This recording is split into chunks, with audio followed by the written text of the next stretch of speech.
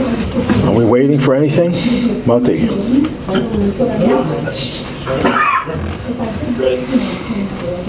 Ready. Good morning. And welcome. Today is a very special day. In 1798, any of you remember 1798? The microphone isn't working? It's not loud enough. It's not loud enough.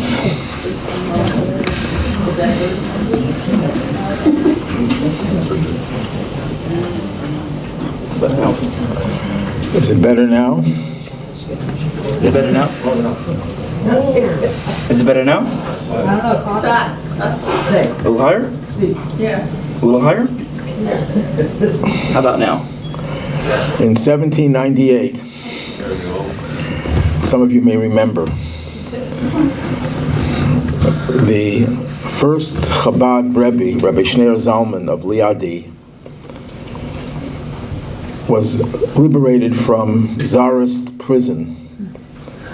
He was charged with treason, that he was trying to overthrow the Tsar. And the main basis for this accusation was based on the fact that he spearheaded a major financial campaign to support the Jews in Israel. It was the first organization devoted to funding the poor in Israel from the Jews in Russia. Israel was then under Ottoman rule.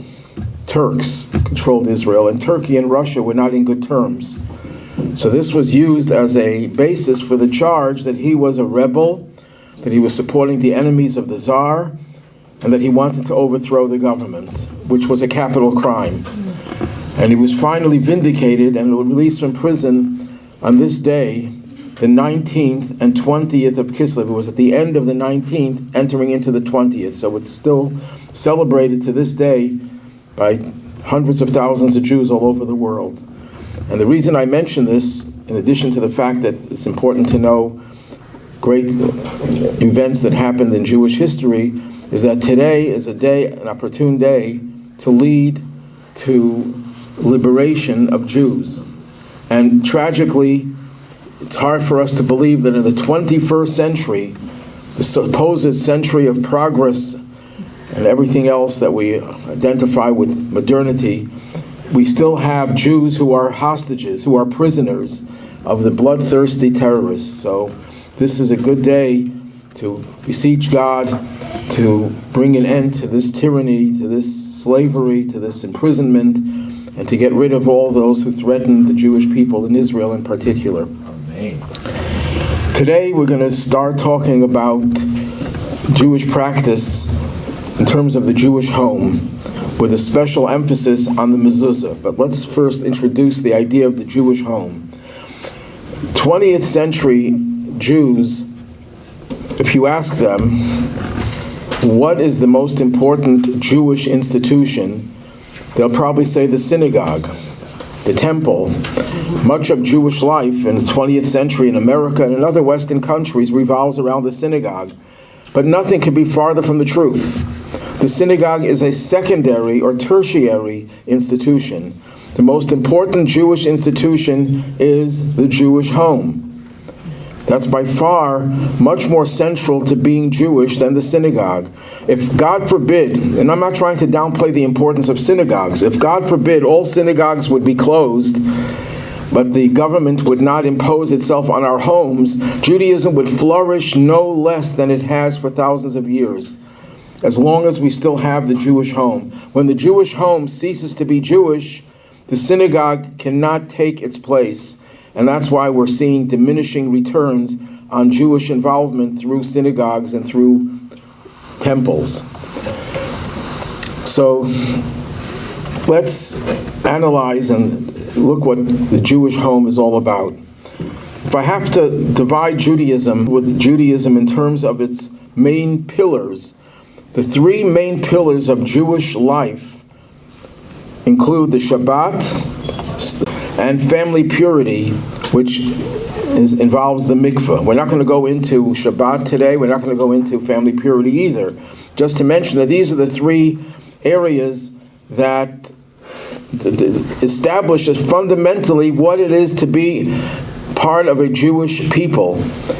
When Jews lost their connection to the Sabbath, to Jewish dietary laws, and to mikveh, most of Judaism just disappeared, and assimilation took over. And it's fascinating to realize that these three areas, although they're relevant to every Jew, man and woman, there's a special emphasis that women have in this regard. Box. This is something that home had to have a charity box where you put in a few pennies, a few nickels every day before lighting Shabbat candles, a talit, a prayer shawl, tefillin, holy books. A Jewish home should be filled with Jewish books, and I don't mean novels. I mean books that talk about Judaism. Unless the novel also talks about Judaism, then it's not too bad. One of my big culture shocks when I was a rabbinical student, when I was visiting remote Jewish communities, and I came into Jewish homes, and I couldn't believe what I was seeing there. No Jewish books. No books. But certainly no Jewish books. I've never seen anything like that. Where I grew up, it was unheard of not to have a house filled with Jewish books. Shabbat candlesticks, a kiddush cup, a challah board, knife and cover. I lumped all these four things together. When you make kiddush, you usher in the Shabbat. You need a cup, a special cup, which you fill with wine.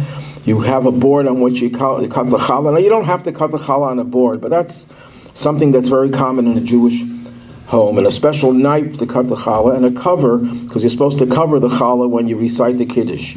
We'll talk more about that in another class. We wash our hands several times during the day when we wake up in the morning, before we eat bread. And in order to wash our hands, we could use any cup, but it's traditional to use a special cup with two handles. So while we're holding one handle, with one hand that was just washed, we don't want the other hand to get wet before we pour the water over it. Then we have a menorah, or a chanukiah, what we use for Hanukkah. The Havdalah candle and spices. At the end of Shabbat, we make Havdalah. We say a prayer to separate between the holy and the weekday. And we make a special blessing over a candle which has 2 or more wicks, and we also smell special spices for reasons that we'll get into some other time. A kippah, a yarmulke, is obviously something that you'll find in a Jewish home. Benchers are the grace after meal booklets. Now you could say the grace after meal from a regular prayer book, but it's many not guaranteed. The husband cannot be with his wife. So these are things that you'd find in a Jewish home. Obviously, someone would have to be married to have the ketubah. But now we're going to go into the mezuzah itself. A mezuzah is a symbol. You could say that this house is a house that belongs to a Jew. I remember hearing a story. It took place in Brazil. A lot of women in Brazil will get jobs as domestics, as cleaning ladies in the houses of different people, and sometimes they're mistreated by the host. So this newbie, this young woman who was looking for a job in a home to clean, calls one of her friends that she knew who was a veteran, who was there for many years, says, "Where do you think I should find a home where I could be treated well?" She says, "Well, you have to go to this neighborhood where they have thermometers on the doorposts. Those people treat you well." What she was referring to, of course, the Jewish homes that had mezuzahs on their doorposts. So the mezuzah is a thermometer, and it's not wrong to refer to it as a thermometer, because the thermometer tells you the temperature. If you want to know the Jewish temperature in the home, look at the mezuzah. If there's a mezuzah there, you know that it's a very warm Jewish home. But what is exactly the mezuzah? What does it contain? It contains 2 paragraphs from the Torah, from the book of Deuteronomy, We're beginning with the word Shema Yisrael. Hear, O Israel, God is our God, God is one. The most important declaration that a Jew could ever make. And it follows with that paragraph and then another paragraph. Both of these paragraphs mention the commandment to affix a mezuzah to your doorposts. So that's what the mezuzah contains, these two scrolls, this one scroll with these two paragraphs. And the purpose of it is to proclaim God's unity, God's oneness, that God is one. We say it when we say the Shema, but saying it is not enough. We have to translate it into a physical, tangible entity. The mezuzah declares that there is only one God, and I am faithful to that one God, and my home is going to be a sanctuary for that one God. This home is a home in which God's presence is dominant, in which God's presence is appreciated, and we follow God's commandments. And that's why the mezuzah is considered to be a protection. You know, on the outside of the mezuzah, you have the letter Shin on the cover. On the mezuzah itself, you have the letter Shin Dalet Yud, which is one of God's names, Almighty. But those three letters are also an acronym: Shomer Daltot Yisrael, the guardian of the doors of Israel. The mezuzah is considered a protection. There are so many stories. In fact, I have a whole book over here of stories how the mezuzahs were responsible for miracles for people who were ill, people who were in different difficult situations, and the mezuzah was the protection that they had. What does that mean, that it's a protection? There was once a terrorist shooting by the PLO in the city of Ma'alot in the northern Israel, and I think about over 20 children were murdered. This was the beginning of the reign of terror of the PLO. And the Rabbi then said that they should check the mezuzahs, and they found the exact number of mezuzahs in that town were not kosher, the exact number of children that were killed. And the Rebbe explained they were not killed because they didn't have a mezuzah. That's totally not what happened. The mezuzah not having it doesn't cause you to be harmed. The harm comes from the evil person who did the shooting. But a mezuzah is like a helmet. You're in the army and there's shooting going on and you're not wearing your helmet. No one is going to blame you for being killed. It's the bullet that was shot by the other soldier. But if you had the helmet, that would have protected you. So the mezuzah is considered to be a protection when you're in the home and when you leave the home. There's a biblical verse that says God will guard your goings out and your comings in. So that when you have a mezuzah, the mezuzah is a protection. Why does it protect you? Because the mezuzah is the medium through which God's presence is pronounced in your home. And with God's presence there, which envelops you, you're protected. Another way of looking at the mezuzah, actually the word mezuzot, which is the Hebrew word used in the Torah, has two words in it. Zaz, mavet. It pushes away death. But mezuzah is also a source of unity in the home. It expresses God's unity, and it brings unity between the people who reside in that home, husband and wife, or whatever other family members live there. Domestic strife is one of the biggest problems the society suffers from, and this has been true throughout history. Most of the violence committed against people are committed by people who are close to you, because you live together and you can't get along. What brings harmony and unity into a home, among the things that contribute to it, is the mezuzah. It's interesting that the mezuzah has the word zu and zeh. In the engagement contract that is written traditionally, it says that when the two are thinking of getting married and they're committing themselves to each other, the idea is that one will not hide things from the other. So it's lo zu mizeh, lo zeh mizu. This one, the male will not hide from the female will not hide from the male. So the words mezuzah has both zu and zeh, the feminine and the masculine. It's the formula that brings the feminine and masculine together in a home. And even if a person lives by himself or herself, you also need unity because you relate to people outside the home as well. But not only that, but every individual needs unity within himself or herself. Because we're pulled in so many different directions, you want to have harmony and balance in your life. The mezuzah is the source of unity and balance. Also, the word mezuzah is numerically the same as one of God's names, 65 I believe it is. That means that the mezuzah is the medium through which God's name is proclaimed in the home.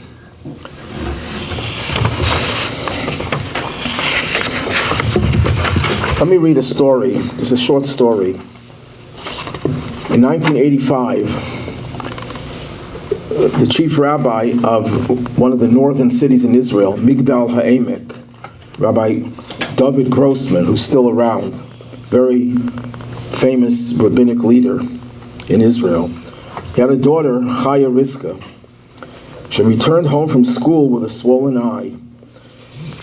And it continued to swell until it began oozing pus and blood. He took her to all the specialists all over Israel. Nobody could pinpoint the problem. Some said it was an allergy, some said it was an issue with the eye itself. Others said it was a skin problem. Meanwhile, her eye continued to get worse, and they couldn't figure out how to treat it. Soon after, Rabbi Grossman had occasion to visit the U.S. While there, it was suggested that he see an ophthalmologist whose name was Dr. Albert Hornblass, of blessed memory. He's no longer around. The rabbi went to him and gave him his daughter's medical file and explained all the details of his daughter's case. The doctor replied that he could not make a diagnosis based on the file alone. He needed to see Chaya Rivka in person. Rabbi Grossman promptly arranged a flight for his daughter from Israel, and she arrived early the following morning. Now, the flight landed at 6 a.m., and as soon as she got off the plane, she asked her father to take her to see the Lubavitcher Rebbe. The Rebbe's usual routine was to arrive at his office every morning at 10. The Rebbe would leave his office anywhere after midnight or later, sometimes 6 a.m. So 10 doesn't mean starting late. And at that hour, people would line up along the walkway leading to his office to greet him or to receive a blessing. When the Rebbe's car pulled up, Rabbi Grossman decided to stand directly in the Rebbe's path to make certain he would notice him. Sure enough, the Rebbe saw him and realized something was wrong. Rebbe, he called, "This is my daughter, the one I wrote to you about with the eye problem. She needs a complete recovery. Could the Rebbe bless her?" And the Rebbe looked at her and then said, quote, "Check the mezuzah immediately, and she will have an immediate and complete recovery. May you merit to raise her to Torah, marriage, and good deeds." That's a customary blessing. Rabbi Grossman wasted no time. He called home to Israel to have the mezuzah checked. His wife brought it at once to their scribe, and what he found was shocking. In the phrase, "between your eyes," the word "your eyes" had been rubbed out. His wife immediately affixed a new and kosher mezuzah. The rabbi hung up the phone and went to pray the morning service. After he finished, he met his daughter, who told him her eye felt strange. She decided to take a nap. When she woke up, her eye had miraculously returned to normal. They had already obtained an appointment with Dr. Hornblass for that afternoon and decided to keep it. When the doctor examined her, he was amazed. He had no explanation for how her eye had sealed spontaneously over the course of a short nap. Rabbi Grossman told the doctor about the interaction with the Rebbe and the miracle with their mezuzah. 18 years later, Rabbi Grossman was invited as a guest of honor to a community in New Jersey. On Shabbat, when the rabbi entered the synagogue, a Jew praying in a tallis raced over to him and began to hug and kiss the rabbi. It was Dr. Hornblass. Weeping, he told the rabbi, "I saw the miracle of the Rebbe with your daughter, and I saw that there is a God." This made him change his life. There's just dozens of stories like this. So let's talk about the mezuzah, the creation of the mezuzah. How do you make a mezuzah? A mezuzah cannot be printed, copied in any way. It has to be handwritten by a scribe. And it has to be written on parchment, not on paper. Very often, tragically, you'll find mezuzahs that are sold for whatever amount of money, $5, $10, $15, $20, $30, and you discover when you open it up that either it doesn't have the scroll in it. Sadly, many Jews think that the case is the mezuzah, and they'll go into a store and says, "Can I buy a mezuzah?" And then they'll ask, "Can I get a scroll as well with it?" Or the sad joke is that someone purchased a mezuzah and they opened it up and there was nothing there. So someone said, "What happened?" I said, "I've got the mezuzah. I took the directions. It's in Hebrew. I couldn't read it. I threw it out." In Israel, they found mezuzahs written by Arabs slaughter the Jews. Arabs were able to infiltrate the marketplace, and they had scrolls and they got cases and they sold it, and they were making money off the message of slaughtering Jews. This is not an isolated case. So the mezuzah has to have a parchment written by a trained scribe who writes every letter painstakingly. If he makes a mistake, one mistake, and he finishes the mezuzah and he realizes he made a mistake, can't use that scroll. He has to redo it all. That scroll has to be buried. You can't use that mezuzah. People wonder, why does a mezuzah cost so much, a kosher mezuzah? Many mezuzahs that you buy are subsidized by different organizations. But if you want to buy a kosher mezuzah that's really kosher, it's at least $50. And you have to realize it's a professional scribe. He's like a calligrapher who spends several hours writing one mezuzah, and sometimes he has to write another one because the first one he made a mistake. So you have to realize that if he's getting $20 an hour, he has to sell it to a wholesaler who sells it to a retailer. So if it's under $50, you have to worry that maybe it was written by someone who wasn't a trained scribe. And I've heard of stories where they get children who are not kosher to write a mezuzah. You have to be an adult. That they had children writing mezuzahs for very cheap, and you could look at the mezuzah, you could tell it was not written by a scribe. Anyhow, the mezuzah case is important because you have to protect the mezuzah, but it's not the main part of it. You can take a mezuzah, which is the parchment, wrap it in paper, simple paper, and attach it to the doorpost. It doesn't have to be a fancy case. It doesn't have to be artistic, although many people like to do it to decorate the mitzvah, which is a beautiful thing. So I'm not trying to put down the case, but people have to realize it's not the case. The mezuzah, actually the word mezuzah, what does the word mezuzah mean? Does anyone know the translation of the word mezuzah? Doorpost. The mezuzah is the doorpost. And the Torah says you have to write it on your doorposts. Well, we don't actually write it on the doorpost. We write it on a scroll which we attach to the doorpost. And in a certain sense, that becomes the foundation of the home. The rest of the home extends from your mezuzah. Your mezuzah is the most important part of your home, and everything else extends from it. And we try to maintain a spirit that is consistent with the spirit of the mezuzah. Now, what do we do with the mezuzah? We have now a mezuzah. We have to affix it to which door? Each one. Every single door of the home, with a few exceptions, require a mezuzah. The exceptions are a bathroom, a closet, a small closet, rooms that are used for things that are not hygienically clean. You don't need a mezuzah. But every other room in the house, including large closets, require a mezuzah. If you have one mezuzah and you want to know where to put it, it makes more sense to put it in the front door more than any other door. What's the second mezuzah? If you have a second mezuzah, there's no rule about which door should put it on, but I would put it on the bedroom that you sleep in. But you could put it on any other door. But ideally, you should have a mezuzah on every single door of the home. In order for the mezuzah to be required, the room has to have a certain size. It can't be a tiny closet.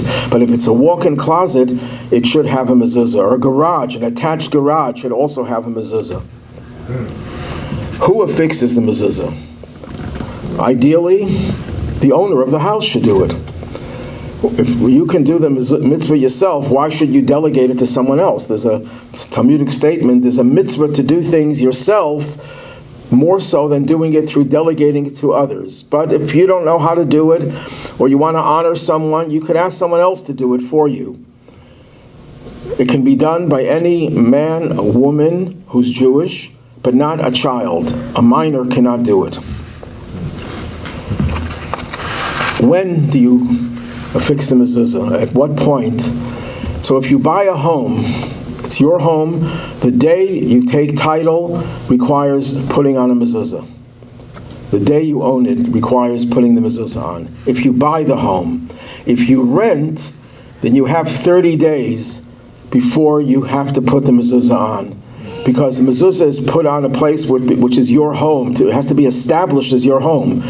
If you buy it, then it's already established as your home. If you didn't buy it, you rented it, then you have 30 days. Some people will put it on right away, and after the 30 days, they'll take off one mezuzah, or they'll leave one door without a mezuzah, and make the blessing over it. Because we'll soon see that when you put the mezuzah on, you have to recite a blessing. But if you put it on before 30 days, you can't say the blessing. No, if you rent. You don't say the blessing until after 30 days. Could you put it on at night? Yes, there's no restriction of day or night. Whenever the obligation begins. Now, if you live in Israel, there's a difference. If you live in Israel, even if you rent, you put it on immediately. What's the difference? Because when you rent something, it's not 100% ownership. It's a partial ownership. And to be obligated to put a mezuzah on, it has to be full ownership. Renting is not full ownership. But in Israel, even renting is considered to be full ownership because Israel is our home. Even if we never visited Israel, even if we have no dream of visiting Israel, it's still our home more than any other place on earth. So just by living somewhere, even if it's through rental, you put the mezuzah on immediately. But outside of Israel, you wait 30 days before the obligation begins. Before you attach the mezuzah, and we'll soon talk about how you attach it, there's a blessing that you recite, and it's mentioned over here, transliterated and translated. Blessed are you, Lord our God, King of the universe, who has sanctified us with his commandments and commanded us to affix a mezuzah. This is one of the 613 commandments, to affix a mezuzah. Now, where does one affix it? Where do you put the mezuzah? Here, a lot of people are confused about it, and for good reason they're confused because there's a lot of variations. 1/3. Well, first, on the front door. Right side. On the front door, generally the rule is you do it on the right side, on the right doorpost. Now, what angle, how do you put it? So there's a dispute. Believe it or not, rabbis didn't always agree. There's a dispute, a famous dispute goes back close to 1,000 years. Some rabbis said you should put the mezuzah vertically, straight up. If you ever look at Sephardic communities where they read the Torah, how do they read the Torah? The Torah is in a casing, and it's read standing up. It's not laying down. In Ashkenazi communities and some Sephardic, the Torah is put on the bima, on the platform, laying down. So the question is, what's the most dignified way to fix the mezuzah? Standing up, upright, or horizontally? So since there's a dispute, we compromise, and we put it on a slight slant. Not a big slant, a slight slant. So that way it's in between standing up and laying down. And since most of us here, I think, are Ashkenazic, that's the way we do it. So you put it on a slant towards the inside of the house. Not towards the outside, towards the inside. That's on the front door. Yes? When you said the right side, is that the right side going out or the right? No, right side going in. It's always going in. You're going into the house. So you put it on the right. If this is where the door is, this is my right, I put the mezuzah like this. At what height do I put the mezuzah? The bottom of the top third. So let's say the entrance is 8 feet. Let's make it 9 feet. Makes it easier. It's 9 feet. So you put it on the top third, the top 3 feet, closer to the 6 foot level, on the bottom of the first third. You could put it a little higher if you want, but it can't be too close to the top. And in order for a house to have the obligation to have a mezuzah, it has to have 2 doorposts and a lintel. That's what an entrance means, doorposts and a lintel. And you put it on the right doorpost, facing in at a slant on the top third of the door. What's a lintel? What? What's a lintel? What's a lintel? Yeah, the doorpost of this, and the lintel is the top above it. But if you have let's say a doorpost, but it's an open door. There's nothing on top.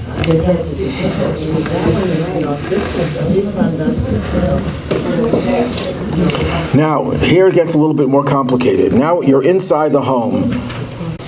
So then, this is the ideal thing, but it's almost impossible to do. You dig a little groove in the doorpost, and you put the mezuzah inside that groove. But that's not very practical. So you can put it behind the door, but as close to the doorpost as possible. If you have no way of putting it. Yes. The kitchen typically does not have a door, but you would still put a mezuzah on the kitchen. On the entry to the kitchen. If the kitchen is the more important room, it depends who you ask. Special about staying long at your table, because that means you'll have more guests coming in. In the olden days, I guess people would just knock on your door and say, "Can I join your meal?" And you would say, "Sure, be my guest." So the longer you sit at the table, the longer you're able to provide food for traveling guests who don't have where to go. And that's why it lengthens your days. So where I grew up, especially in new homes, the biggest room was the dining room. The bathrooms were tiny, but now they make the bathrooms huge and the dining room's tiny. That's just a cultural shift. Okay, caring for the mezuzah. The mezuzah is a holy object, and one should be very careful to treat it with respect and dignity. You can't do things that are not clean, changing or diapering a baby right in front of a mezuzah. There was even a custom the Jews had that when they did the sweeping, you would sweep the dirt away from the mezuzah. And it's interesting that during the Inquisition in Spain, where they suspected Jews, Marranos, so-called Marranos, of going back to their Judaism, how would they prove that a Jew was practicing Judaism? Jews hid it. So they would call in the maid, the Christian maid, and they would say to the Christian maid, "Do you sweep the floors?" "Sure, that's my job." Can you show us how you sweep?" And she would sweep always away from the doorposts. There were no mezuzahs in these homes because they couldn't, they would cost them their lives. We would sweep always away from the doorposts. And that was a sign that this was a Jewish home, practicing Judaism. Because it became a Jewish practice that you don't sweep the dirt towards the mezuzah, you sweep it away from the mezuzah as a sign of respect for the mezuzah. Now there's no law that says you have to do it that way, but that became a Jewish practice, just to show the reverence they had for the mezuzah. It's also customary when people, at least the first time they go into a home, that you put your hand on the mezuzah Some people will kiss it, some people just put their hand. The Rebbe would always put his hand on the mezuzah. He wouldn't kiss it, he would just put his hand on the mezuzah. Since a mezuzah has to be written by a scribe, where every letter is painstakingly written, and if there's one little mistake, the mezuzah is no longer kosher. And in most cases, it cannot be fixed. Some things, small, minor mistakes could be repaired, and only the scribe will determine that. Now, let's say a mezuzah was written properly. Mezuzahs can sometimes go bad. Things could happen to a mezuzah. Several things. Number one, mezuzahs are written by humans. Humans are fallible. They can make mistakes. You know how, if you ever wrote anything and you checked it, the spelling and everything, and you gave it to another person to check the spelling, or to check, they'll find mistakes. But you already checked it, but your eyes do tricks on you. A word is repeated, you won't even notice the word was repeated. So what happens sometimes when you take your mezuzah that you bought from a reputable source, written by a real, trained, God-fearing scribe, and they'll discover a letter was missing, or a letter was misshaped, or a letter was redundant, because scribes can make mistakes. Nowadays, they put mezuzahs through computers, but even computers are also not perfect. They can pick up certain things, but not everything. We just put our Torah scrolls through a computer of a new program, and it found a few hundred anomalies in the Torah scroll, a brand new Torah scroll. And then the scribes check all those anomalies. Most of them are harmless, but then they found some that were not harmless, and they corrected it. And a Torah scroll you could correct even after it's written. Mezuzah and tefillin you cannot correct once it's written. So sometimes the scribe made a mistake. I'll share a story in a few moments about that. Another thing could happen is that the weather conditions could cause the mezuzah to crack. And I had that with my front door mezuzah. It happened twice. I had it checked, and it was totally cracked, split open, because of the weather conditions. So I have a mezuzah case that's weatherproof. But even so, I have to try to check it every year. One should check a mezuzah at least twice in 7 years. And some people are very conscientious, and they check it every year before Rosh Hashanah, at least once a year. That is not required, but the requirement is that every now and then, twice in 7 years, mezuzah should be checked. Another thing that could happen is the weather could cause the ink to smudge. The ink could expand. If the ink of one letter touches the ink of another letter, it's not kosher. If the ink spreads to the margin, and there's no margin around the letter, it's not kosher. Every letter has to be surrounded by margin, and one letter cannot touch another letter. If a letter erases, obviously, fades, which can happen. I have a Torah scroll that I inherited from my father. He inherited it from his father. It's not kosher. It doesn't pay to fix because the letter's faded. Depends on the quality of the ink and the quality of the parchment, and that can happen to a mezuzah just like it happened to the Torah scroll. So you have to check for all those things. Once you leave your apartment or you sell your home, what do you do with the mezuzahs? The answer is, if you're selling it to another Jewish person, or even to a Gentile who will treat it with respect and dignity, you can't remove the mezuzah. You can't remove it. The most you can do is ask the person, could you please reimburse me for the mezuzahs? Because if I spend $50 and I have 20 mezuzahs in my house, that's $1,000. That's a lot of money. So you could ask them to reimburse you.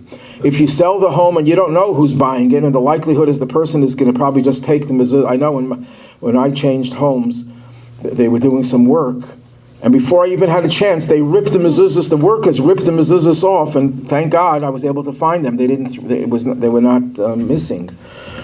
So if you don't know what's going to happen to the mezuzahs, you could remove them. But if you know that they're going to be treated with respect, then you could replace them if you want with less expensive mezuzahs, as long as they're kosher. But you can't just leave the house without the mezuzahs. just to share a story, I have a few more minutes. There was someone who had some medical problems, and they wrote to the Rabbi, and the Rabbi said to check the mezuzahs. And they took the mezuzahs to a highly respected scribe. He checked it, and he said it was 100% perfect, beautiful mezuzah. Nothing, not even the slightest flaw. And they wrote back to the Rebbe that they checked the mezuzahs and they were 100% kosher.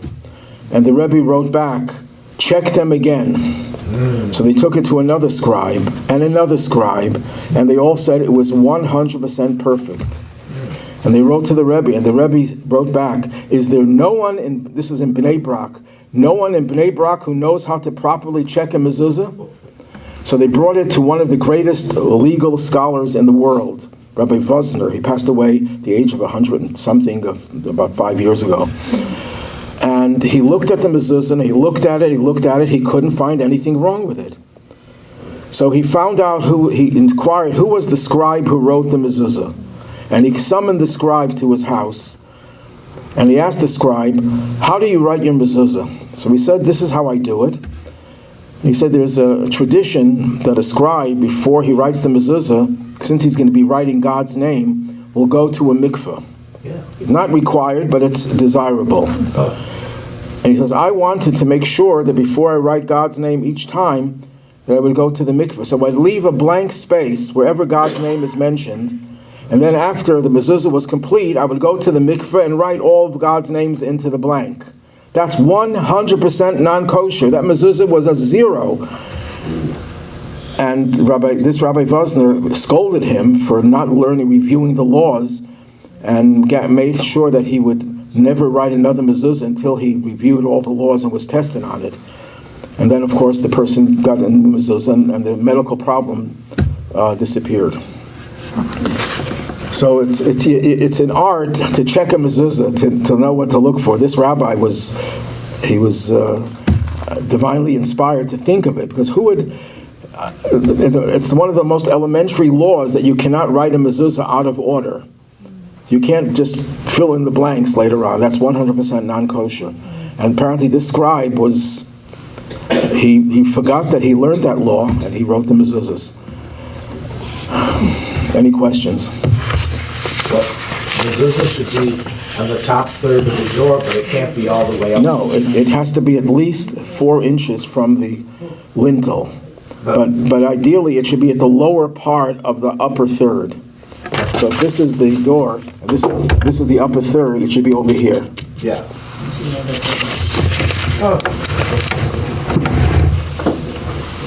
But it should be 4 inches from the top.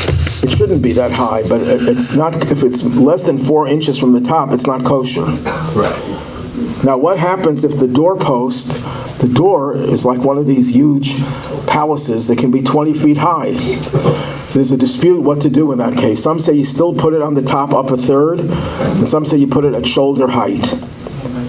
So when you get a house with a 30-foot entrance, call me, and we'll decide then what to do. We'll figure out that. Okay, take a little break. It's up 15 feet. How are you ever going to